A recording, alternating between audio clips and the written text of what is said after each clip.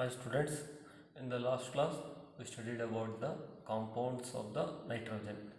Among them, first one is the dinitrogen. We have studied about the preparation and properties of the dinitrogen. In this class, we deals with the study of second compound, ammonia.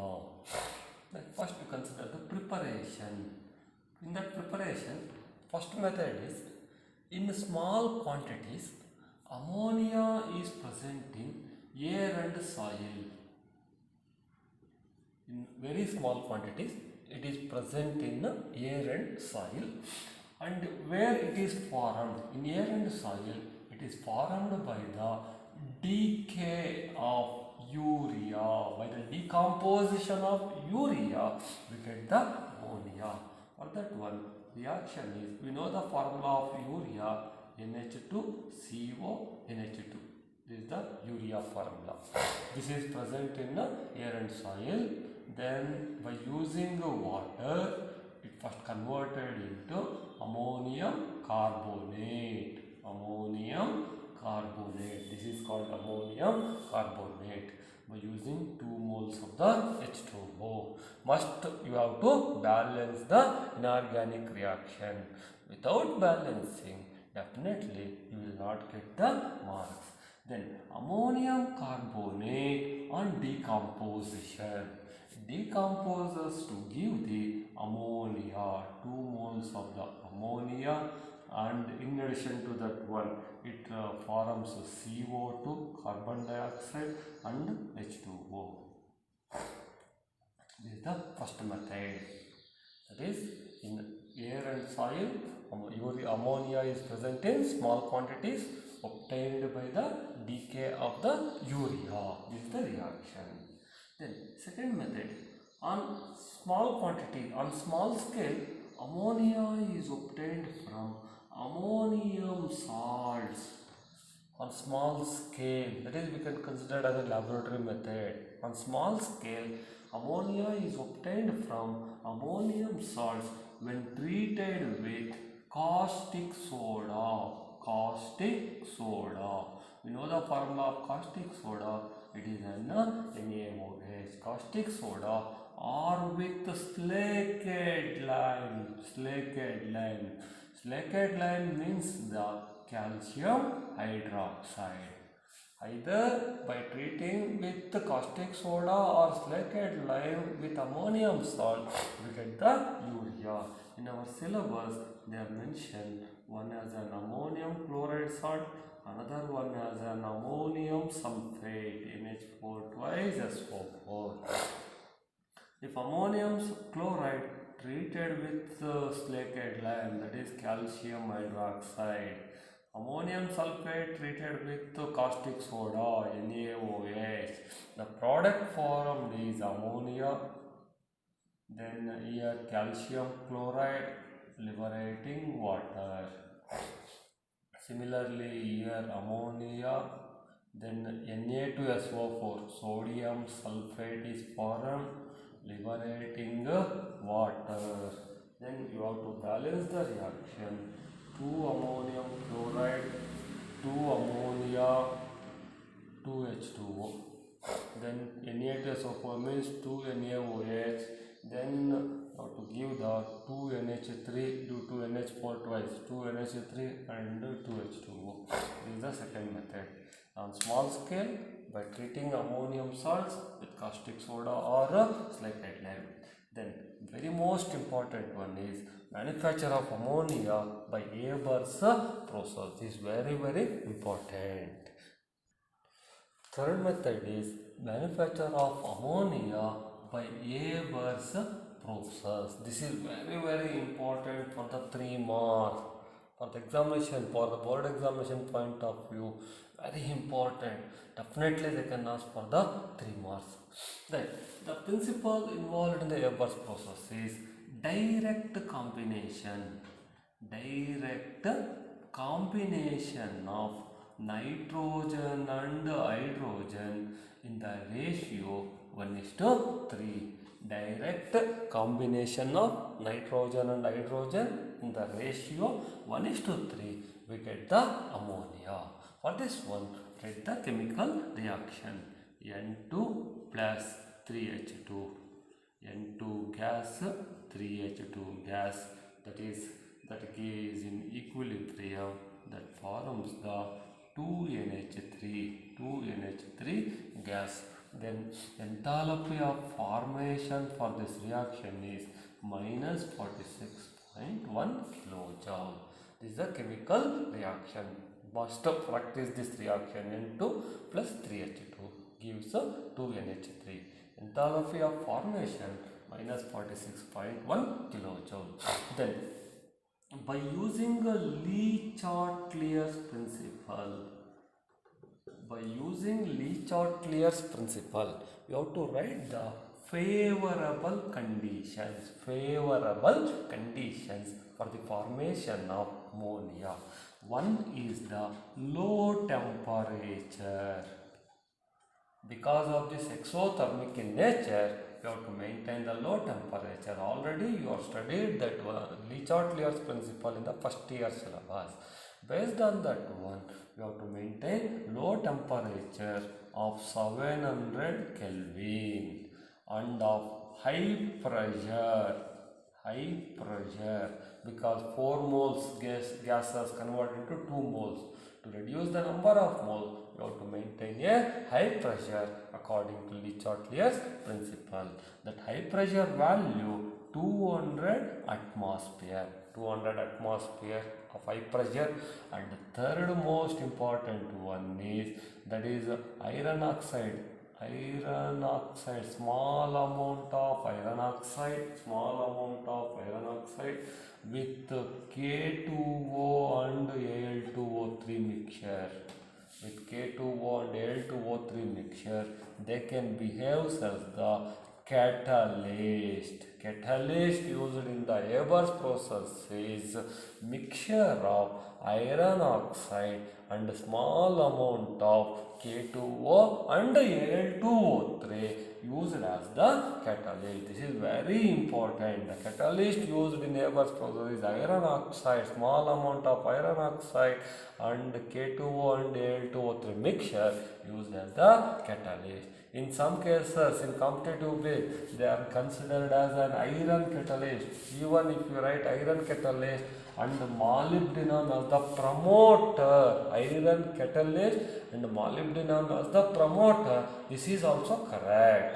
But according to NCERT, they are considered that small amount of iron oxide and mixture of K2O and Al2O3 acts as the catalyst. But in competitive books, they are considered the catalyst used is the iron catalyst, promoter used is the molybdenum.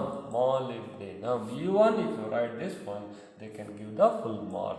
Of majority, you practice this one as mixture of iron oxide and K2O and Al2O3. The mixture is considered as a catalyst. This is about the favorable condition by using Le-Chatelier's principle.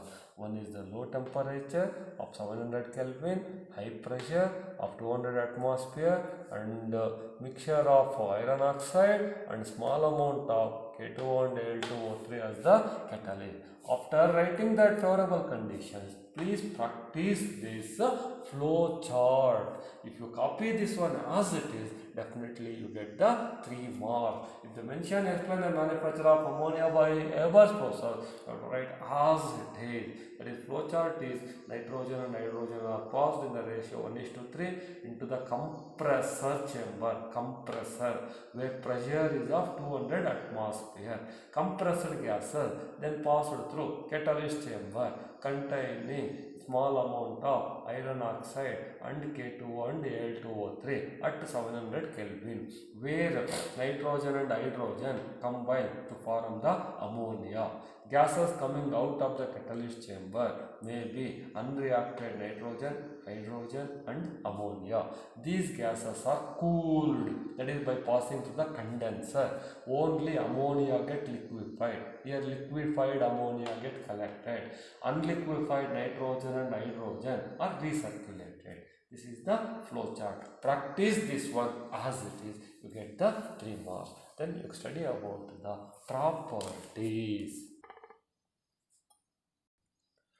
Among the properties, that is, first one is physical property. In that physical property, ammonia is a colorless gas.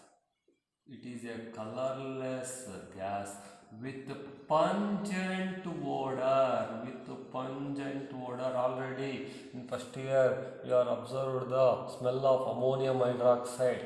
That is nothing but the ammonia. It has pungent odor, colorless gas with pungent odor. Then in a solid and liquid state,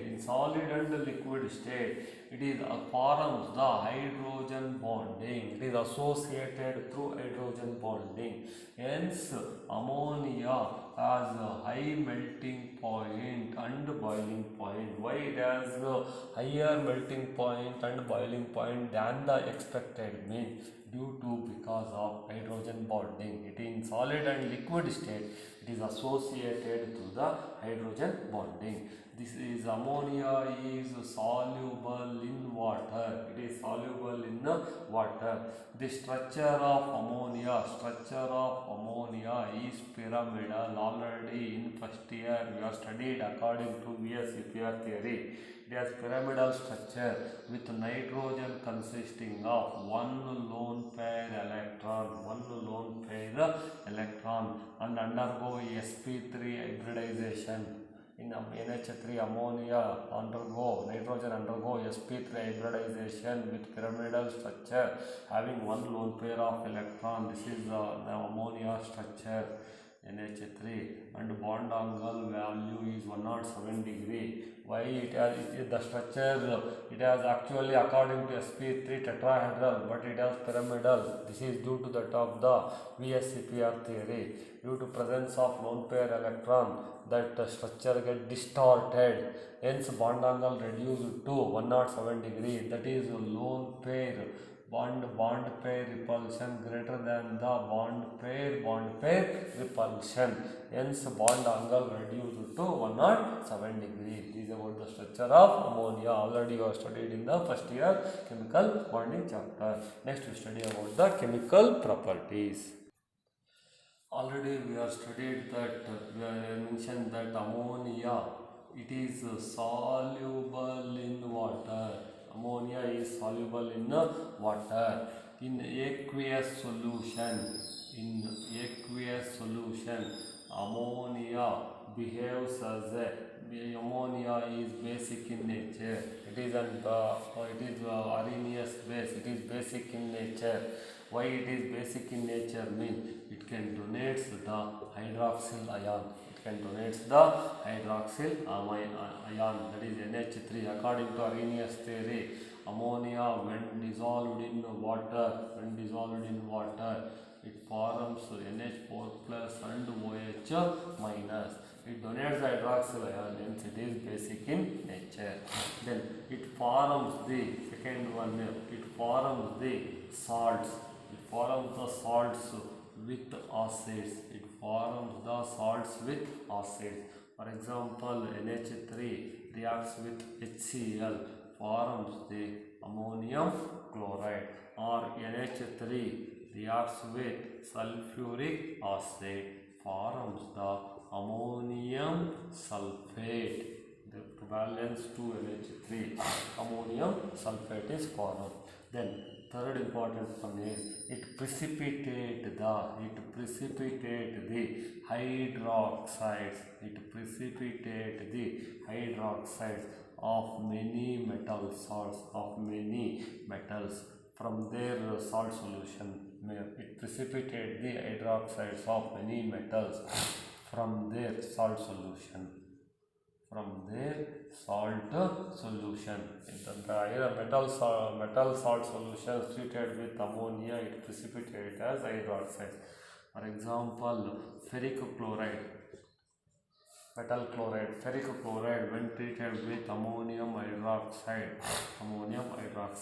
you get ferric hydroxide, and hydroxide get precipitate, a brown precipitate.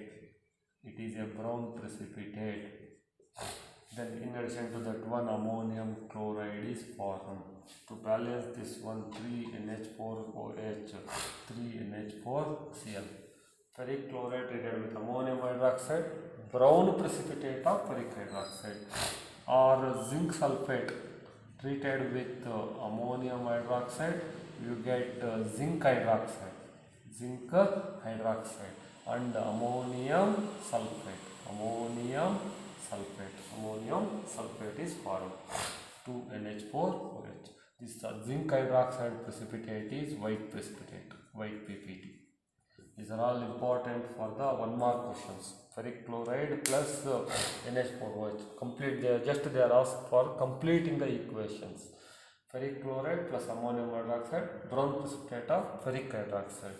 Zinc sulfate plus ammonium hydroxide, white precipitate of zinc hydroxide. Then you consider ammonia is a Lewis base. Why it is Lewis base? Next one is ammonia is a Lewis base. Lewis base means which can donate the pair of electron, lone pair of electron. Why ammonia is a Lewis base means nitrogen contains one lone pair electron. Lone pair electron is present on the nitrogen atom. Hence, this NH3 it can act as an ligand. By donating the pair of electron.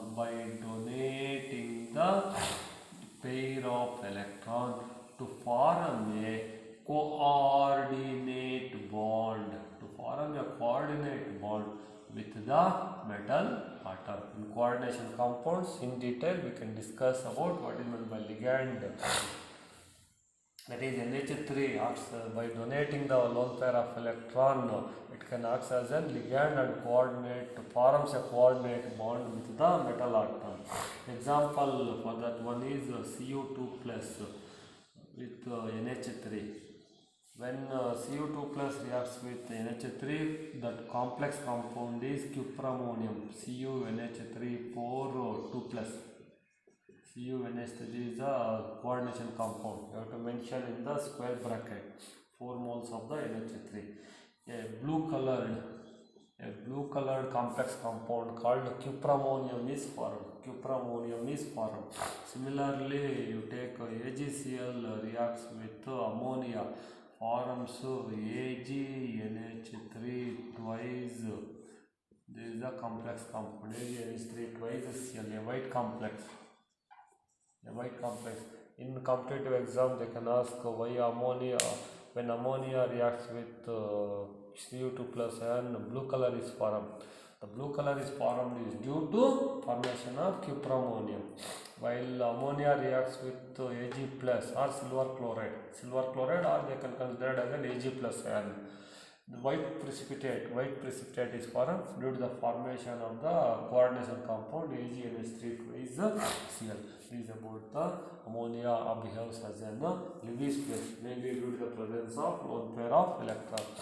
Then one important CET point, that is an liquor ammonia. What is meant by liquor ammonia means 25% aqueous solution of ammonia. 25% aqueous solution of ammonia we are commonly called as a liquor ammonia. Then finally uses of the ammonia. Ammonia mainly used in the nitrogenous fertilizers. In the preparation of nitrogenous fertilizer, ammonia is used. This is the first use. Second use is ammonia is used in the manufacture of nitric acid by Ostwald's process. In the next class we can discuss about the Ostwald's process. Then third one is liquid ammonia is used as a refrigerant. This is very important for the competitive point. Why is used as a refrigerant means due to its high heat of vaporization. Even in CET exam they are considered this question. Liquid ammonia is used as refrigerant due to because of high heat of its vaporization, or you can consider it as an high vapor pressure. High vapor pressure. Due to its high vapor pressure, liquid ammonia is used as an refrigerant. This is about the ammonia. In the next class, we can study about the manufacture of nitric acid by Ostwald's process and its properties.